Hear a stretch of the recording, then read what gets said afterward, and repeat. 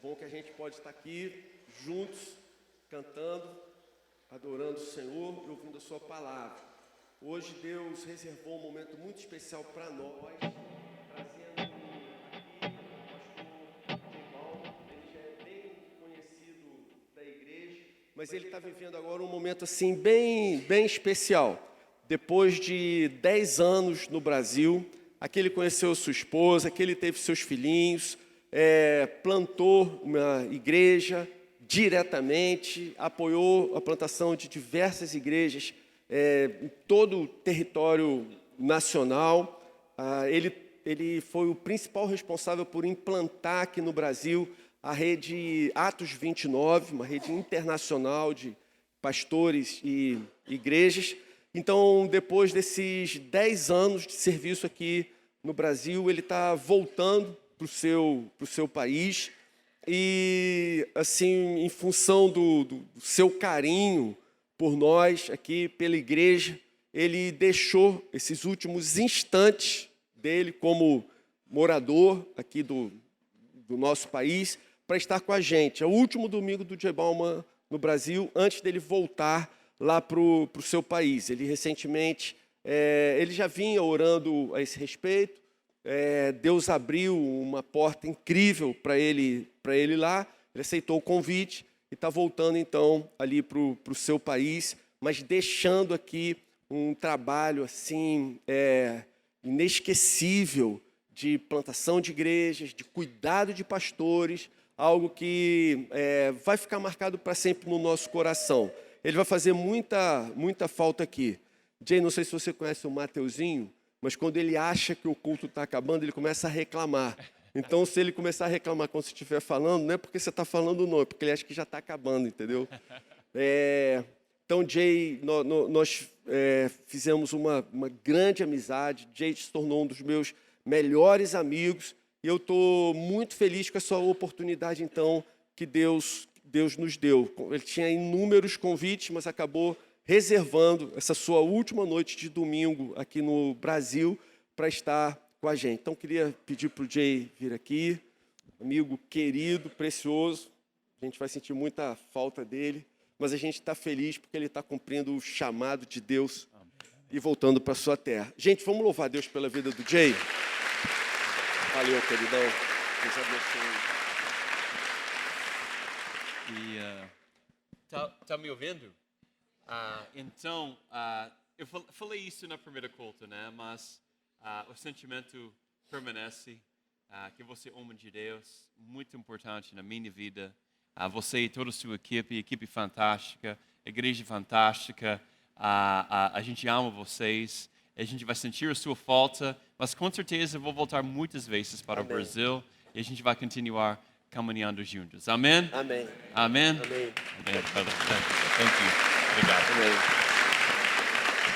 Amém. E são palavras verdadeiras. Eu amo essa igreja, tipo de igreja que, se eu estava sem igreja, sem pastoreio, eu frequentaria essa igreja aqui, Oceânica, a igreja fantástica. E realmente tem que, às vezes a gente nem percebe o valor de uma igreja boa.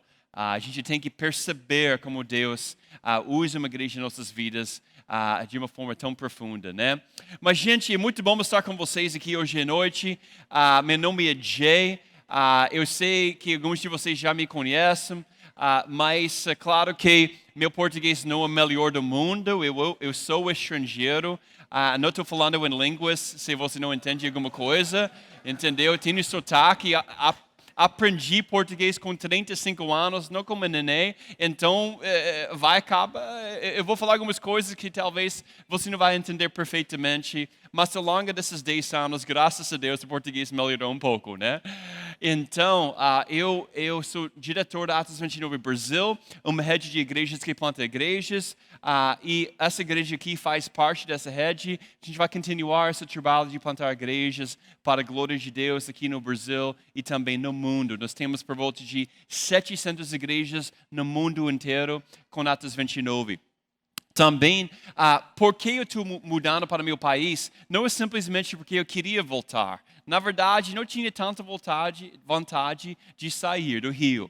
Mas uma oportunidade surgiu em uma igreja lá chamada First Baptist Orlando, que é uma igreja histórica, tradicional, enorme, que eles me convidaram para pastorear a comunidade brasileira, que é parte dessa igreja, o Ministério Brasileiro, que já é relativamente grande. Então, eu vou pastorear só brasileiro lá em Flórida, né? Então, se vocês estão vindo para Orlando por alguma razão, visitando a Disney, dá uma parada lá em nossa igreja. Eu até diria que a gente tem um quarto preparado para você, mas eu não posso garantir isso.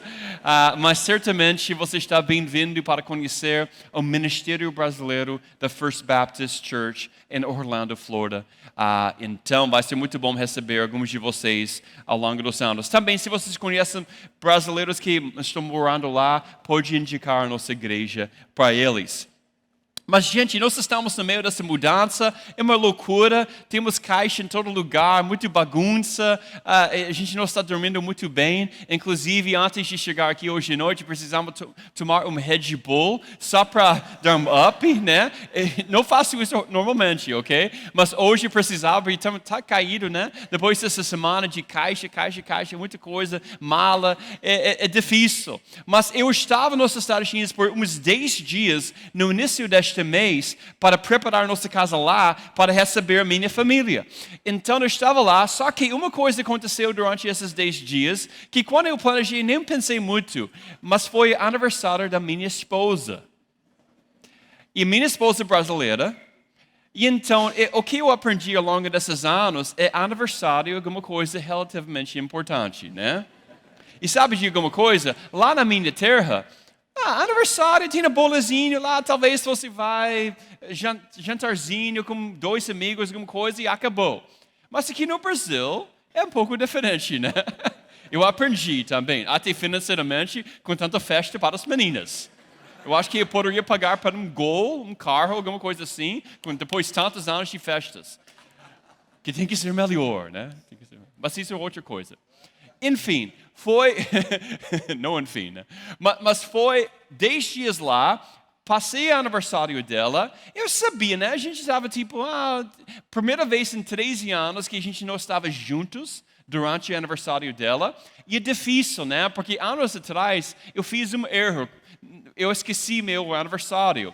Eu aprendi naquela época que vai levar você 1 ano para se redimir, para ser redimida. Entendeu? Você tem um buraco enorme para sair, né? Então, homens, sabedoria, palavra que a gente vai falar sobre hoje à noite, sabedoria. Nunca esquece o aniversário da sua mulher, entendeu?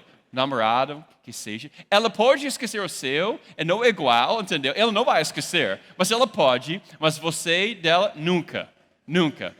Você precisa muito de graça, graça de Deus, e então eu aprendi muito. Hoje à noite a gente vai falar sobre sabedoria, gente. Sabedoria. Fala para seu vizinho, eu preciso de sabedoria.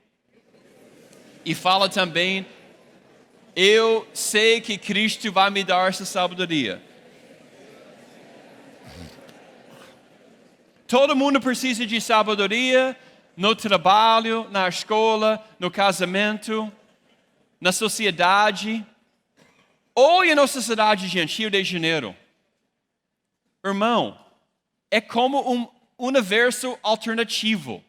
Coisas acontecem aqui em nossa cidade que é surreal, entendeu? Apesar de estar aqui 10 anos, coisas acontecem tipo que seria na mesma página do jornal do New York Times todo dia. Entendeu? Mas fica lá atrás. Então, a gente precisa de sabedoria somente para lidar com algumas dificuldades que nós temos aqui em nossa cidade, em nossa sociedade, aqui no Rio de Janeiro, Niterói, essa região, né? Mas sabedoria é muito interessante, porque muitas pessoas acham que eles têm sabedoria, mas não têm. Muitas pessoas querem ter sabedoria, mas não conseguem ter. Por quê? Porque fundamentalmente é algo de Deus. E nem todo mundo tem interesse em buscar os caminhos do Senhor. Mas a gente sabe que a palavra de Deus tem poder, né? A palavra de Deus tem poder. E muitas pessoas estão buscando uma palavra quando a palavra já está aqui. sabedoria para cada um de nós. A gente vai abrir as nossas Bíblias agora em 1 Coríntios capítulo 1. 1 Coríntios capítulo 1, versículo 17 adiante. Vamos ficar de pé, em pé, enquanto nós estamos lendo a palavra de Deus. 1 Coríntios 1, 17, falando sobre a sabedoria de Deus. Pois Cristo não me enviou para batizar, mas para pregar o Evangelho, não com sabedoria e eloquência, para que a cruz de Cristo não venha a ser esvaziada do seu poder. Pois a mensagem da cruz é loucura para aqueles que estão perecendo, mas para nós que estamos sendo salvos é o poder de Deus. Pois está escrito: eu vou destruir a sabedoria do sábio, a inteligência do inteligente eu vou frustrar. Onde está o sábio? Onde está o professor da lei? Onde está o filósofo desta era? Não fez Deus tola a sabedoria do mundo? Visto que na sabedoria de Deus, o mundo por sua sabedoria não o conheceu, Deus se agradou em salvar aqueles que creram pela loucura da pregação. Os judeus exigem sinais, gregos buscam sabedoria, mas nós pregamos Cristo crucificado, uma pedra de tropeço para os judeus, loucura para os gentios, mas para os que Deus chamou, tanto judeu como grego, Cristo é o poder de Deus e a sabedoria de Deus. Pois a loucura de Deus é mais sábia que a sabedoria humana, fraqueza de Deus é mais forte que a força humana. Irmãos, pensem no que vocês eram quando foram chamados. Não muitos de vocês foram sábios pelo padrão humano. Não muitos foram influentes. Não muitos foram nobres de nascimento. Mas Deus escolheu os loucos, igreja oceânica, deste mundo para confundir os sábios, os fracos para confundir os fortes, as coisas pequenas deste mundo, as desprezíveis, as coisas que não são, para anular as que são, para que ninguém possa se orgulhar diante dele. É por causa dele que vocês estão em Cristo, que se tornou para nós a sabedoria de Deus, que é a nossa justiça, a nossa santidade, a nossa redenção. Portanto, como está escrito, aquele que se gloriar, glorie-se no Senhor. Amém? Amém. Vocês podem sentar. Não é um insulto dizer que a mensagem de Deus é uma mensagem tola, falando humanamente. É uma mensagem tola que está acima do entendimento dos homens, completamente acima. É uma mensagem que tem considerado tolice para homens e mulheres, meninos e meninas, por milhares de anos. Mas o que exatamente na mensagem do Evangelho a torna louca? O apóstolo Paulo está dizendo aqui que particularmente a mensagem da cruz, que a mensagem da cruz, que um Deus santo enviou seu único filho ao mundo para ser crucificado pelos pecados de um povo que o rejeitou, que o perseguiu, que o desprezou. E essa mensagem loucura, porque nenhuma pessoa racional poderia entender porque qualquer pai faria isso. Eu, como pai, tenho dificuldade em compreender, falando humanamente. Quem queria sacrificar seu próprio filho para pessoas que nem merecem? Pode te questionar, inclusive, será que Deus realmente é sábio? Vou contar uma história para vocês. Depois de estar casado por um ano, eu e minha esposa, Luciane, a gente visitou Paris. Alguns de vocês já visitaram Paris? Tem algumas pessoas aqui, né? Bom, Paris é uma cidade maravilhosa, muito para fazer, uma das cidades mais bonitas do mundo. Então, a gente estava lá, casado com um ano, nunca voltamos, né? 13 anos, porque quando você começa a ter filhos, né, tudo fica mais complicado. Então, a gente estava lá. A primeira coisa que eu lembro sobre essa viagem para Paris é que a minha esposa só queria tirar foto o tempo inteiro. Porque é muito bonito lá. as flores. Olha as flores aqui. Fica perto das flores. Tirando foto. Vai lá, deita na grama, tudo bem. É muito foto, gente, muito. Então, eu estava cansado de fotos, mas tudo bem. A gente visitou todos os lugares, Notre Dame, the Eiffel Tower, nem sei como pronunciar em português, o Louvre, todos os lugares. Mas eu não estava acostumado com o sistema de metrô lá. Porque o sistema de metrô, eu cresci numa pequena cidade, né? Então, não estava acostumado. Então a gente conseguiu um mapa, decidiu achar os pontos principais para nossa própria conta. Então eu comecei a usar o metrô com ela, mas eu não entendi, nem ela entendeu as palavras em francês. Era norte, sul, leste, oeste. E eu, como americano, eu não queria falar com as pessoas porque os franceses detestam americano. Não gostam, entendeu? E eu tinha cara muito, muito americano mesmo. Então, quando eu chego lá, Luciana, nem fala com eles. Mas Luciana, eles sempre estavam muito tranquila com ela, entendeu? Porque ela, claro, é brasileira. Então, mas a gente estava indo para vários lugares, mas a gente não sabia nenhuma coisa em francês, e por alguma razão eles não tinham nenhuma coisa em inglês lá. Agora eu estou entendendo, né? Não gostam de falar em inglês lá, tudo bem. Então a gente achava essa palavra sortir. A gente achava essa palavra significava leste, por alguma razão. Então por 2 dias a gente estava seguindo a palavra sortir, sempre quando a gente estava saindo do metrô, achando que essa palavra estava nos levando no lugar certo, né? Na direção east, leste, né? Depois chegamos dias, a gente achava bem interessante que essa palavra estava aparecendo em todo lugar. Perto dos restaurantes, nos banheiros, todas as placas no metrô, né? E descobrimos mais tarde que a palavra sortir em francês não significa leste, mas saída. Então a gente ficou muito envergonhado porque a gente estava passando 2 dias no metrô, para cá, para lá, essencialmente nos orientando pela exit, pela saída, em vez de por um destino em particular. A gente acabou dando voltas por horas. Por causa dessa confusão, a gente sempre tinha a impressão que a gente estava demorando bastante para chegar a um destino em particular. A gente acabava chegando em algum lugar em particular, mas só pela graça de Deus. De verdade. E eu pensei depois, como eu pude confundir, né, uma palavra francesa tão simples e constantemente ir no lugar errado, na hora errada, inclusive. E sabe alguma coisa? A sabedoria do mundo é como a palavra sortir. Ela te promete uma saída, mas você acaba dando voltas sem nenhuma orientação. Promete uma saída, mas nunca entrega. Sempre te joga num lugar que você não quer ir, que você não planejou ir, não queria ir. Francamente, a sabedoria do mundo te engana. E na raiz, esse é o papel de Satanás, não é? O papel de Satanás é de nos enganar, é de nos reorientar em alguma direção, para pensar que a nossa sabedoria humana é melhor do que a sabedoria de Deus. Ele fez isso no jardim de Éden, né, com Eva e Adão. Falou para Eva, se você tomar essa fruta aqui, você vai ser sábia.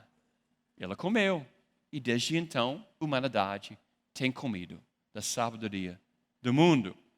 E há um problema que nós temos, que a gente precisa abordar hoje à noite. Como eu posso crescer em sabedoria? Como eu posso evitar bebendo do poço da sabedoria do mundo? O apóstolo Paulo tem alguns pensamentos muito claros aqui nesse texto. Versículo 17. Pois Cristo não me enviou para batizar, mas para pregar o evangelho, não com sabedoria e eloquência, para que o evangelho da cruz não se esvazie do seu poder.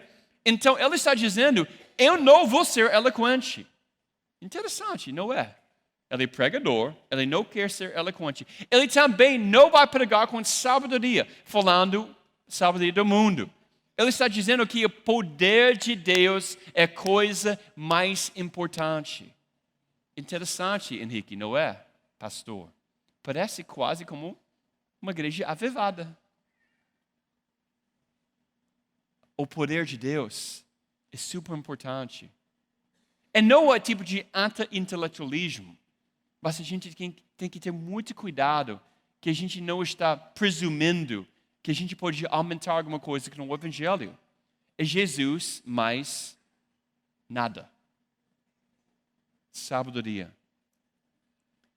E nós vemos muita pregação com sabedoria humana esses dias, que a Bíblia é a chave para a vida melhor. A Bíblia promove que seus problemas vão desaparecer. A pregação de prosperidade, de autoajuda, de besteira, na verdade. Às vezes não passa de ser ensino motivacional glorificado. E não tem poder nessa mensagem. Não tem poder. Não existe poder. Pode atrair gente, mas eles vão sair. Porque eles não têm poder no longo prazo. Paulo proclama na pregação dele, ele não prega com sabedoria humana para que a cruz não seja esvaziada do seu poder. Então, cuidado até com o que você ouve. O que você escuta. What you listen to. O que você está ouvindo realmente é alguma coisa baseada em Cristo, baseada no Evangelho. Tem muita pregação, tem muita coisa confusa hoje em dia. Nós precisamos ser enraizadas na palavra e na sabedoria de Deus. Amém?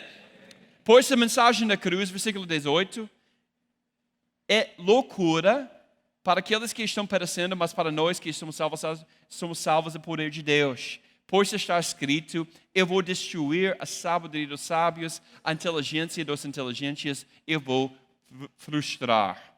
Então, Paulo deixa claro aqui a razão que a mensagem é considerada tolice. Tolice ou tolice? Tolice. É porque não vai ser aceita por todos.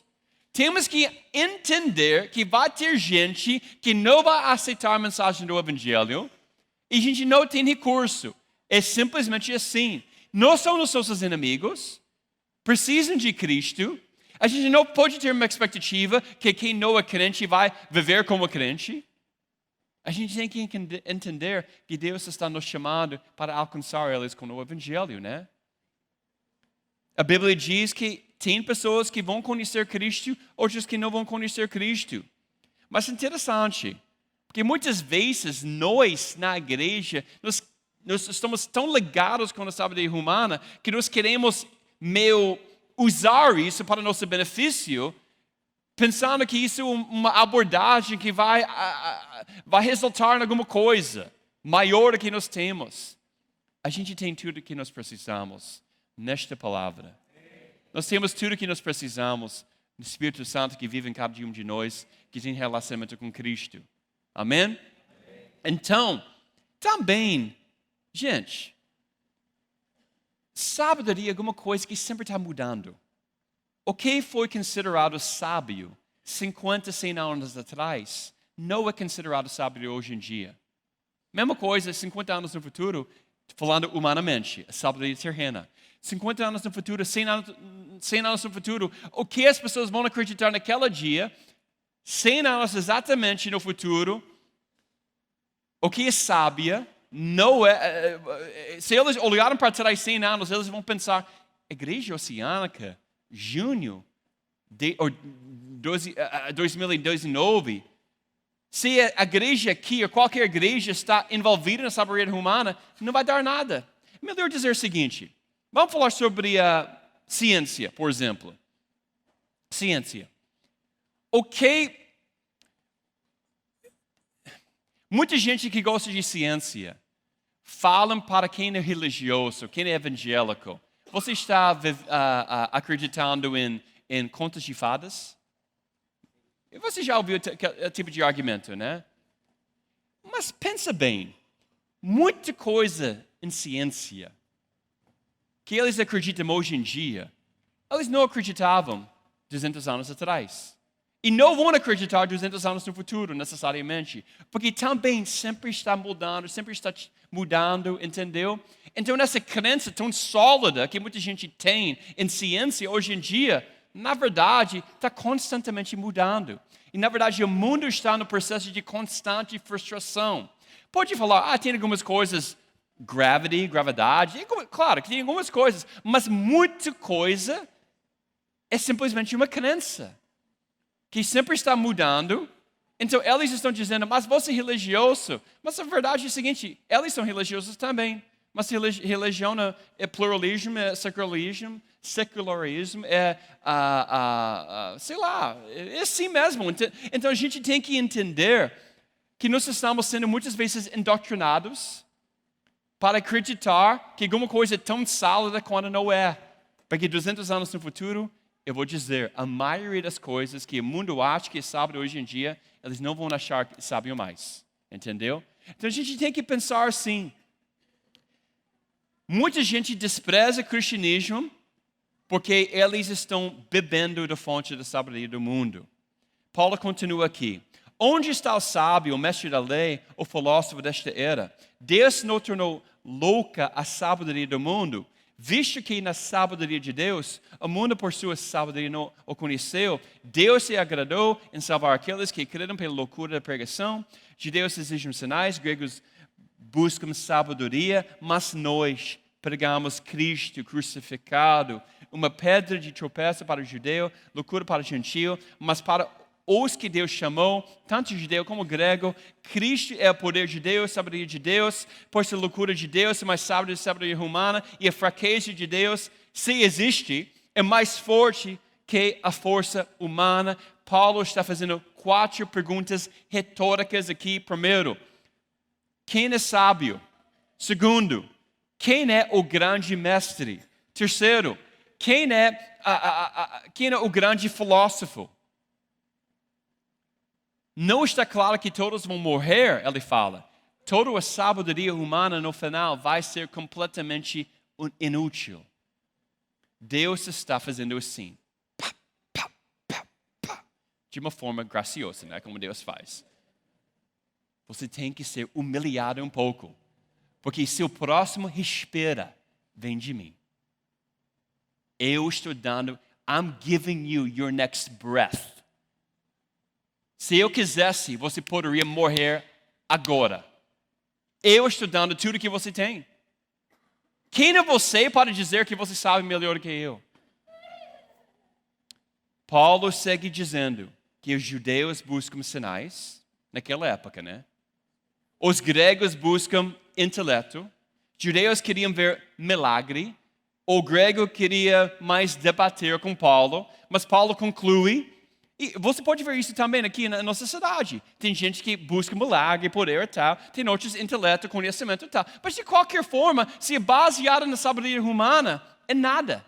Ambos são tolos. Porque a mensagem de Cristo sendo crucificado é algo que pessoas não podiam compreender, a menos que o Espírito Santo faz uma ressurreição daquela vida. Da mesma forma que ele fez com Cristo, né? Então, a implicação para nós, como cristãos, quando nós uma visão cristã, é sempre lembrar que a sabedoria do mundo é algo muito particular, sempre vai mudar. No fim das contas, não vai haver Cristo, a menos que Ele se revela a si mesmo.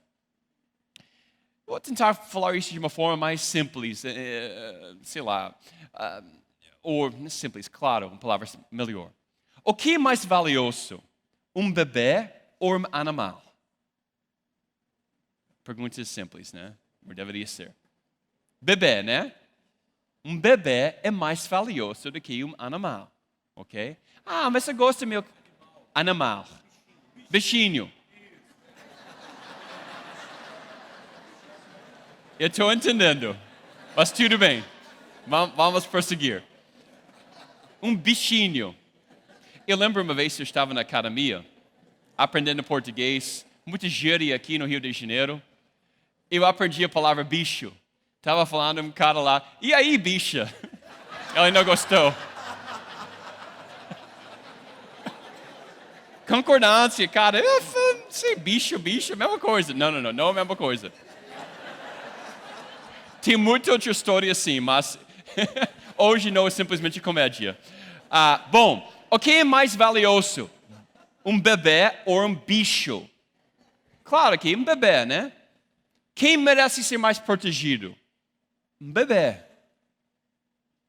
Claro que a gente pode proteger os animais, e devemos. A Bíblia diz que a gente não deve tratar elas com crueldade. A Bíblia diz também, pode matar e comer também, né? Brincando, né? Churrascaria. Churrasco. O churrasco que me enviou para... Não, que me... Brincando. Protegemos animais, mas ainda protegemos bebês. E isso inclui os bebês, obviamente, no útero, né? E em toda a sabedoria do meu país, o conhecimento, a fonte de tanto conhecimento que a gente espalha no mundo inteiro, que ajuda tanta gente, às vezes. Eu nem vou ir naquela direção, né? Porque tem tanta coisa ruim e coisa boa também, muita mistura, né? Mas em vários estados no meu país, você pode obter um aborto, né? Abortar, matar, neném, até 8, 9 meses antes de nascer. Nova York, Illinois, Vermont, vários estados. É totalmente legalizado. Sob a disfarce de healthcare. Entendeu? E essas mesmas pessoas, muitos, são ativistas para os bichos. Entendeu? Para os direitos dos bichos. Então, pensando aqui, algo está errado com isso, né? Está errado. Eu sei que tem algumas questões complexas com todos esses assuntos, entendeu? Não estou tentando... Mas mesmo assim, quer proteger um bicho, mas não quer proteger um bebê. Essa é a sabedoria do mundo. Nós precisamos ser condicionados, educados, até nós ficamos tão estúpidos que isso é aceitável. Nós somos condicionados assim. Não simplesmente em alguns americanos, mas vários lugares. Europa ainda mais. De acreditar que isso é certo, está certo. Mesma coisa, por exemplo, eu tenho a minha filha que tem 8 anos. 10, 15 anos atrás, eu colocaria ela na escola pública lá, sem preocupação, mas hoje em dia, por causa das questões, até eu não posso. Porque um dia, ela pode chegar lá, falando com alguém lá na escola, ou ouvir uma história de um menino que quer ser uma menina, e ninguém vai fazer nada. Tipo, ok, vai para o conselheiro lá na escola, ok, a gente vai... Não vai ter nenhuma intervenção, vai ser basicamente assim, tudo bem. Confuso, né? Como a escola pode aceitar isso e até promove uma agenda mesmo. E pensa bem sobre isso. Eu vou falar um pouco mais sobre Moçambique, mas você tem certeza, se eu voltar para Moçambique e falar com um casal que está vivendo numa barraca, né, pequenininho lá, que não tem nenhuma grana, que não tem muita condição, que é pobríssimo, seu filho de 8 anos é menino ou menina? Ele é menino. Ela pode se tornar menina? Não, nunca. Sabedoria, né? Veja como a sabedoria é diferente. Ele não precisa estudar esse assunto. É tão óbvio, é revelado para nós para a graça comum, é tão óbvio, mas mesmo assim, com muito tempo a gente fica condicionados para acreditar, para crer em coisas que não fazem nenhum sentido. A sabedoria do mundo é contraditória. Por que isso é importante? Não é simplesmente que a gente deve separar do mundo, ficarmos separatistas, ou alguma coisa pior. A gente tem que engajar com o mundo, a gente tem que viver, a gente tem que evangelizar, impactar, a gente tem que fazer tudo em amor. E não é nós contra eles, mas a gente tem que ter sabedoria que nós não estamos bebendo da fonte do mundo, da sabedoria do mundo. Paulo fala o seguinte: essa mensagem é loucura. Então, muitas vezes, a igreja Muitas vezes a igreja vai ser celebrada pelo mundo, e outras vezes a igreja vai ser odiada pelo mundo, mas de qualquer forma, a nossa mensagem é a mesma. A gente não muda a nossa mensagem, que a igreja, que o mundo, a cultura está fazendo isso, ou a cultura nos odeia. A mensagem é a mesma mensagem, está me entendendo? Mas muitas igrejas que querem receber a atenção do mundo, faz projetos, faz iniciativas só para receber do mundo. Mas a igreja bíblica não faz isso. A igreja bíblica valoriza o que a palavra de Deus diz. Seja, algumas pessoas vão nos gostar, outras pessoas não vão gostar, tudo bem. Fazemos tudo em amor, não buscamos criar problemas, nós não somos caçadores de heresias, mas a nossa fidelidade é com a palavra de Deus, acima de tudo. Alguns de nós têm a perspectiva mais parecida com os gregos. Nós queremos uma base racional para tudo. Outros, como os judeus, queremos ver poder. Mas, de qualquer forma, a gente precisa buscar Cristo acima de tudo. Não a sabedoria do mundo. Paulo continua nos lembrando, pois a loucura de Deus é mais sábia que a sabedoria humana, a fraqueza de Deus é mais forte que a força humana. Paulo está dizendo, se Deus é tolo, se Deus é fraco, se esse é o caso, mesmo assim, Ele continua sendo mais forte que nós. Vamos ver a nossa última parte aqui. Versículo 26. Irmãos, pensem no que vocês eram quando foram chamados. Não muitos de vocês foram sábios pelo padrão humano. Não muitos de vocês foram influentes, nobres de nascimento. Mas Deus. Essa parte eu amo. Pode ter círculo aqui. Mas Deus escolheu os loucos deste mundo para confundir os sábios. Deus escolheu os fracos deste mundo para confundir os fortes. Deus escolheu as coisas pequenas deste mundo, as desprezíveis, as coisas que não são, para anular as que são, para que ninguém possa se orgulhar diante dele. Irmãos, Deus vai usar pessoas que você nunca esperava para a glória dele. Ele vai usar aquela pessoa no morro que está vivendo num burraco pequenino, que não tem nenhum recurso, mas está orando todo dia, que Deus vai impactar a vida daquela comunidade. Ele pode usar aquela pessoa de uma forma poderosa. Ele vai usar muitas pessoas que a gente nem vai perceber para a glória dele. Ele tem a história para cada um de nós. Ele está escrevendo essa história. Na verdade, já foi escrito. A gente simplesmente vai viver a história que ele já planejou para cada um de nós. Amém? É por causa dele que vocês estão em Cristo, que se tornou para nós sabedoria de Deus, que é a nossa justiça, santidade e redenção. Então, a sabedoria de Deus é descrita nessas três palavras: justiça, santidade, redenção. E basicamente, no versículo 31, ele está falando, então você não pode se vangloriar em outra coisa, tem que gloriar-se no Senhor. Então, eu quero voltar para a pergunta que eu fiz no início. Como, então, eu evito beber do poço da sabedoria do mundo?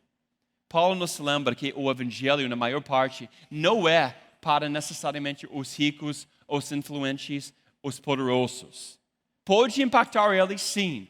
Mas historicamente, ele fala que muitas pessoas, a maioria, não vão ter esse perfil. Ele fala que o evangelho é contracultural e geralmente se espalha entre pessoas contraculturais. O evangelho, inclusive, é loucura para os sábios, mas Deus escolheu as coisas fracas do mundo para envergonhar os sábios, as coisas fracas do mundo para envergonhar as fortes, as coisas humildes, para nos lembrar que ninguém deve se gloriar diante dele. Como então eu evito beber da sabedoria do mundo? O meu é simples. Fique intoxicado com o Evangelho. Fique intoxicado com Jesus. Encontre a sua sabedoria completamente e totalmente em Jesus Cristo. Amém? Você já compreendeu que Cristo é a sua sabedoria. E por causa de Deus que nós temos Cristo, a nossa sabedoria em Cristo é tão ampla. Nós temos justiça, nós temos santidade, nós temos redenção. Esse resume em muita coisa. Então, o meio de evitar beber do poço da sabedoria do mundo não é necessariamente evitar do mundo, mas beber diariamente de um outro poço, o poço de Cristo. A sua dieta tem que incluir o poço de Cristo todo dia, bebendo da fonte de Cristo, porque Ele é nossa justiça, Ele é nossa santidade, Ele é nossa redenção, graças a Deus. O poço de Cristo é profundo, um poço profundo de sabedoria que nós encontramos nele. E Paulo compartilha aqui que essa sabedoria é encontrada completamente nele e a gente deve meditar nisso diariamente. Senão, a gente vai acabar sendo como eu, em Paris, seguindo a palavra sortir, né? Qualquer lugar, estou confuso, saindo, dando voltas, não chegando no lugar certo, rodando em círculos, sem esperança de ir a lugar algum. Ou como Eva. Ou como aqueles que traíram Cristo antes de dele ir para a cruz. Essas pessoas foram motivadas pela sabedoria terrena. Eles estavam intoxicados, inclusive, com a sabedoria terrena. Mas a gente, nós vamos nos intoxicar com a sabedoria que vem de Cristo. A sua justiça, a sua santidade, a sua redenção. O que Jesus disse para a mulher samaritana? Ele falou, quem quer que beba da água que lhe der, nunca mais voltará a ter sede. Vamos então, como igreja, né? Beber ricamente deste evangelho hoje à noite e para sempre. Amém? Que Cristo abençoe a sua vida e a vida desta igreja. Vamos orar? Deus, obrigado por tua palavra hoje à noite. Como tu tens sido fiel em nossas vidas, o Senhor. Como muitas vezes, Senhor, nós queremos seguir passos que não tem nada a ver contigo, Senhor. Como muitas vezes nós estamos buscando a sabedoria do mundo, sem pensar em o que é melhor para nós verdadeiramente, que tu já planejou para nós, Senhor. Nos ajuda, Senhor, hoje à noite. Se existem algumas pessoas aqui que tem decisões importantes nas vidas delas, que estão precisando muito de sabedoria, eu peço hoje à noite que tu possa providenciar isso para elas. Que tu possa providenciar tudo que elas precisam. Direção, orientação, sabedoria. A Bíblia diz, se a gente pede assim, tu vai responder, Senhor. Então, nos ajuda, Senhor, hoje à noite. Nós precisamos de Ti. E para aquelas pessoas que estão aqui hoje à noite, que nem Te conhecem, que têm bebido de tantas fontes, Senhor, tantos poços poluídos, Senhor, eu peço que essas pessoas possam Te encontrar na Sua graça e misericórdia hoje à noite. Nos ajuda, Senhor, em nome de Jesus. Amém. Amém.